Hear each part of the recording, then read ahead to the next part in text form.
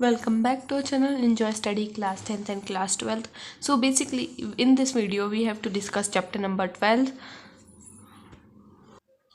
Chapter का नाम है एटम्स. ठीक है, तो हम स्टार्ट करते हैं with the introduction. We can produce image of individual atom by using a scanning tunnelling electron microscope. ठीक है, ये वाला जो माइक्रोस्कोप है इसके थ्रू हम एटम इंडिविजुअल एटम के इमेज को प्रोड्यूस कर सकते हैं. ठीक है, different from Newton's classical mechanic. ठीक है, ठीक है, ये वाला टॉपिक. उसके बाद है डेल्टन्स एटॉमिक थ्योरी. देखिए हमें न्यूटन क्लासिकल मैकेनिक्स के दो डिफरेंट थ्योरीज है. तो फर्स्ट वाली है डेल्टन एटॉमिक थ्योरी, जिसको इस थ्योरी को इंट्रोड्यूस किया था जॉन डेल्टन ने. ठीक है, इन 1808 put forwarded this theory according to which first all chemical elements are composed of tiny particle called atom. हर एक एलिमेंट कुछ छोटे छोटे पार्टिकल से बना हुआ होता है और जो सबसे छोटा वाला पार्टिकल होता है उसी को हम कहते हैं atom. Second is atoms of a particle element resemble one another, whereas atom of different element differ from one to another. एक जैसे पर्टिकुलर एलिमेंट को एलिमेंट जो होता है वो रिसेंबल होता है वन अनदर पे, और जो दो डिफरेंट एलिमेंट का होता है वो डिफर करता है. मीन्स अलग एलिमेंट का रहेगा तो डिफर करेगा. ठीक है, nobody seriously question Dalton theory. किसी ने इतनी सीरियसली इस थ्योरी के ऊपर क्वेश्चन नहीं किया until about the beginning of 12th century तक. ठीक है, उसके बाद है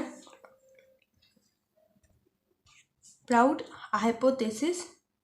In 1815, he therefore proposed that every element is made up of hydrogen element.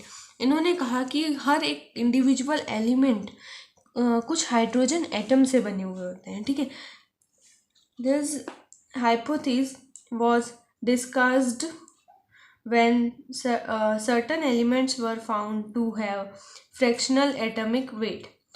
ये कब हुआ था? जब बहुत सारे एलिमेंट का हमें फ्रैक्शनल एटॉमिक वेट मिला था. Thomson model of an atom. Sir J Thomson proposed in 1907 the plum pudding model of an atom. Plum pudding model हमने लास्ट क्लास में पढ़ा होगा आप लोगों ने. कभी कुछ डाउट हो तो पूछ सकते हो. ठीक है, सक्सेस. इससे हमें क्या सक्सेस मिली थी? Thermionic emission, photo electric effect and ionisation can successfully be explain using this atomic model. इस एटॉमिक मॉडल के थ्रू हम ये चीज़ें एक्सप्लेन कर सकते थे. और इसका फेलियर क्या था? Thomson model was discard due to the following drawbacks. क्या क्या ड्रॉबैक्स थे? It could not explain the origin of several spectrum series. उसके ओरिजिन को एक्सप्लेन नहीं कर पा रहे थे किसी भी सेवरल स्पेक्ट्रम सीरीज की. In the case of hydrogen and other atom, hydrogen या फिर किसी और एटम के भी केस में. ठीक है, it explain to be it failed to explain the large angle scattering of alpha particle in Rutherford experiment. ये कभी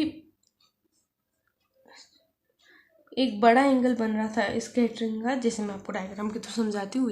जैसे ये लाइट आई, ठीक है, उसके बाद जब ये लाइट जाएगी तो ये जो एक लिमिट से ज़्यादा बड़ा एंगल बन जाएगा, तो उसको एक्सप्लेन नहीं कर पा रहा था. Rutherford atomic model. अब इसका फर्स्ट पॉइंट है each atom consist of small central core called an nucleus. हर एक इसमें इस मॉडल में बोला गया था कि हर एक एटम एक स्मॉल सेंट्रल कोर होता है. हर एक एटम के अंदर एक स्मॉल सेंट्रल कोर होता है. उस कोर को हम कहते हैं nucleus of an atom.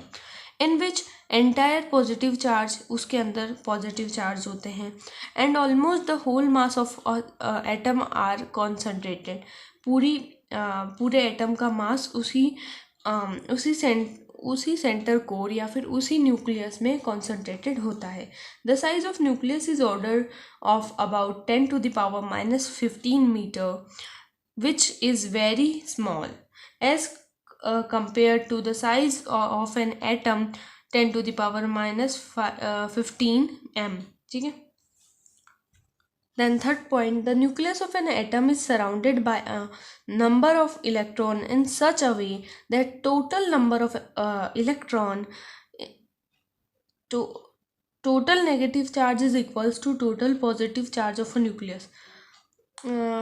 Surrounded by nucleus is surrounded in nucleus ऐसे atoms या फिर nucleus surrounded by the number of electron electron से सराउंडेड रहता है इस तरीके से कि जो टोटल नंबर ऑफ इलेक्ट्रॉन होंगे वो इक्वल होंगे, मतलब टोटल नंबर ऑफ इलेक्ट्रॉन होंगे, total number of negative charge जो रहेंगे वो इक्वल रहेंगे total number of positive charge of nucleus. ठीक है। That is why the atom remain electrically neutral, इसीलिए एटम इलेक्ट्रिकली न्यूट्रल होता है। The electron are not sustainable